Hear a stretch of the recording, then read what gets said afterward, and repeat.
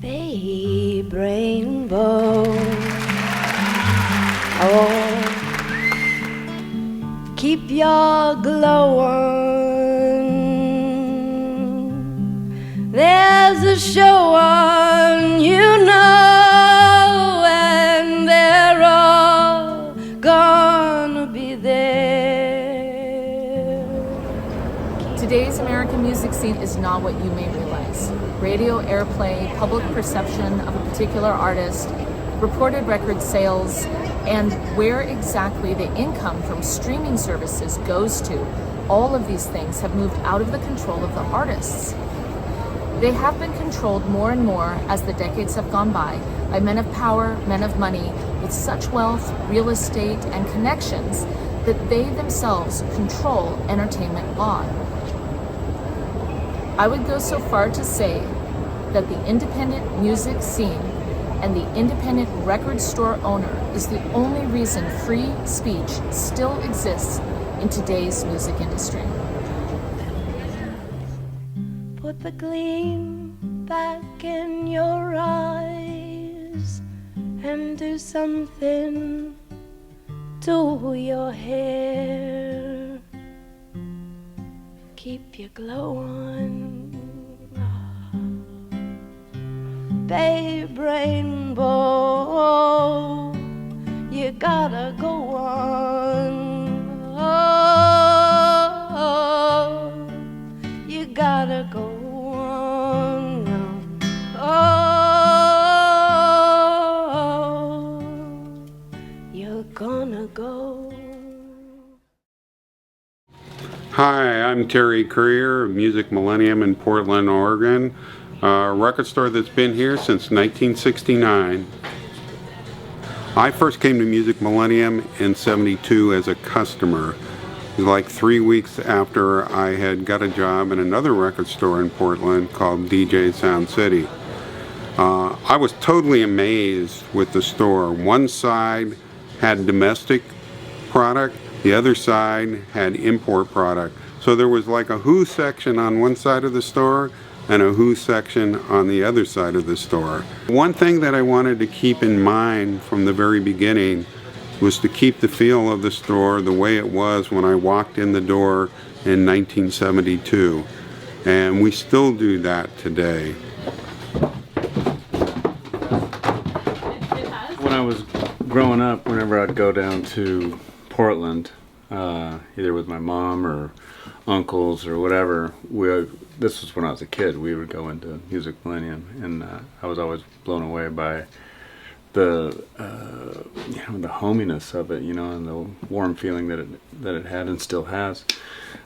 And then as I was hoping to get my store going, I had a dream of opening a record store. So I would have been 19 at the time, dropped out of Seattle University, and had this store all of a sudden.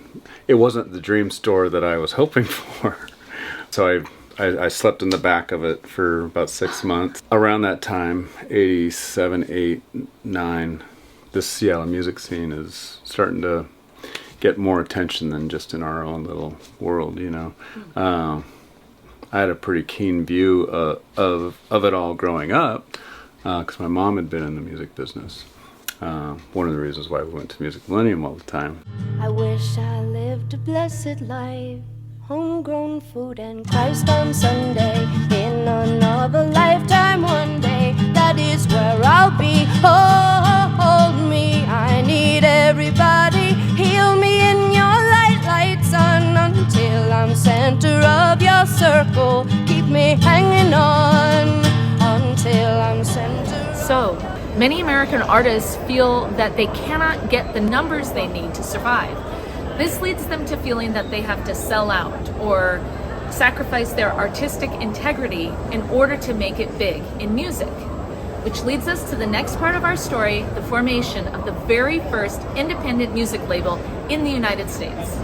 1971, New York City, a very successful songwriter named Melanie, who had performed at Woodstock and was experiencing international success with a song that she wrote called Lay Down Candles in the Rain, decides that the only way she can guarantee her artistic integrity is to operate her own record label. She launches Neighborhood Records with her husband, Peter Shakarik, who manages operations in the label. And they experience outlandish success. This album, Gather Me, is selling all across the world, and her song Brand New Key, track number 4 from it, is a #1 Billboard hit for weeks, and she becomes an international superstar on her own record label. No one has ever done that before. They record and release a concert album at Carnegie Hall. They record this fantastic folk duo, Janie and Dennis. They record and release $5 Shoes, which is a glam rock band, which was also a groundbreaking band at that time. And they just have a lot of fun, doing what they want to do in music. Then in 1975, they win a lawsuit against former record label Buddha Records, also known as Kama Ripa Records, and this allows them to now have full control over all of the audio recordings of Melanie's career, as well as all of the publishing rights. This is really amazing.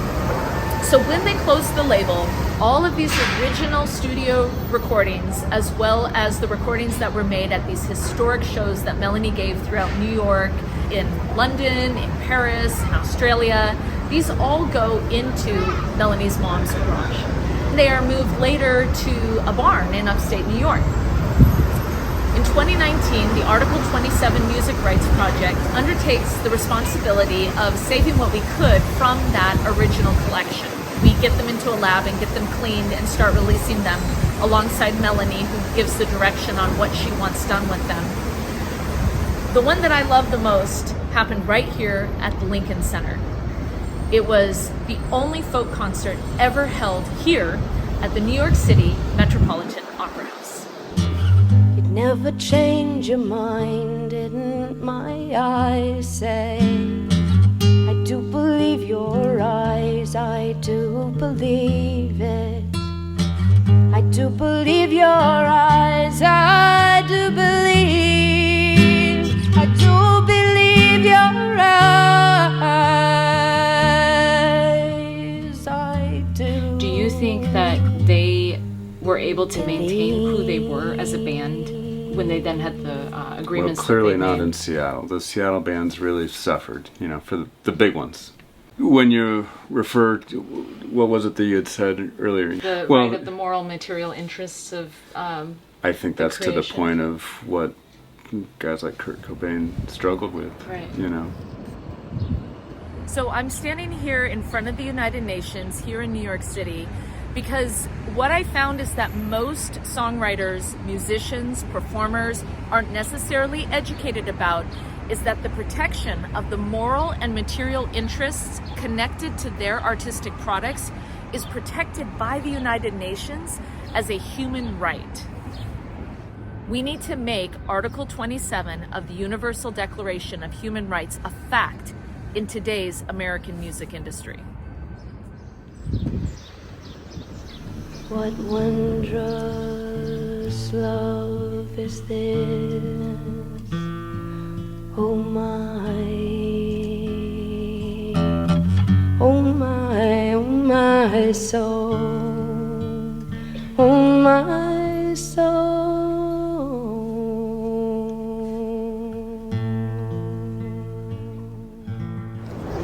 Thank you for spending some time with us today learning about the Article 27 Music Rights Project. I hope you will come back for the full documentary to learn how we are making human rights a reality in today's music industry.